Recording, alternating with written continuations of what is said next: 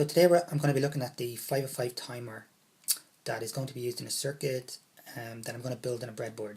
Okay, but before I have a look at that, this is some very useful information that you should know. This is the pin layout here, some equations that are very useful, and I've also done an example where I'm using these equations. Okay, so in the circuit that we build up on the breadboard, we're going to be using the same values here for the R1 resistor, the R2 resistor, and the C1 capacitor. Okay, so this is the 505 timer chip that we've connected to a breadboard. Okay, and we're going to build a timing circuit.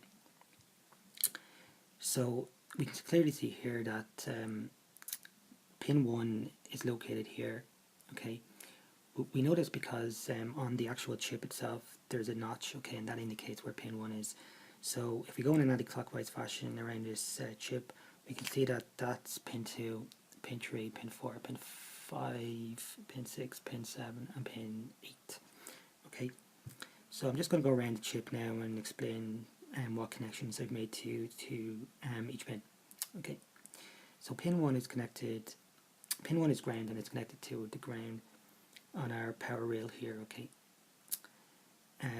pin 2 is our trigger pin and it has 3 connections. It has I've connected this 100 kilo ohm resistor from pin 2 to pin 7, which is our discharge pin, and I've also connected a jumper wire here that's connected to pin 6, which is our threshold pin.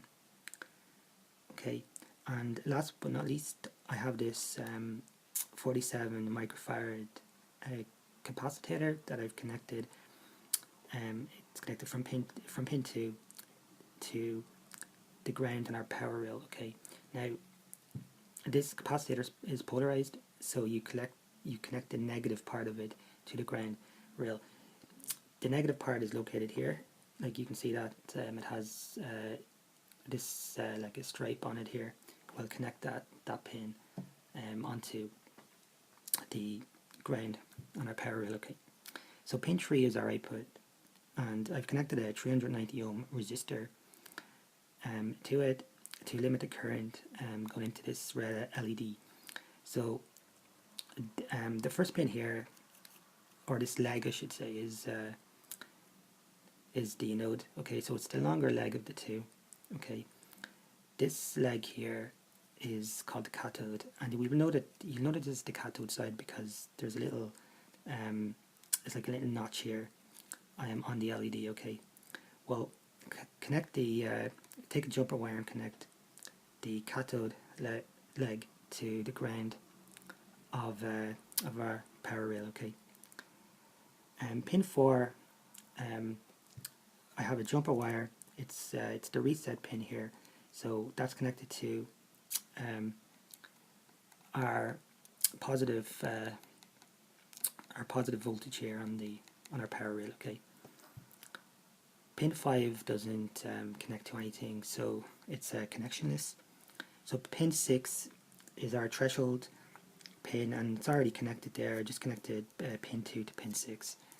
Okay, and so pin 7 has already got we have this 100 kilo ohm resistor, which we've connected from pin 2 to it, and then we have this 1 kilo ohm resistor here that's connected from pin 7 to the positive voltage here on our power rail, and then pin 8 is where we connect the positive voltage to it. It's the VCC pin, so we connect the jumper wire here to the positive voltage on our power rail. Okay, and that's basically it. So if we're going to connect now the battery to the circuit, okay,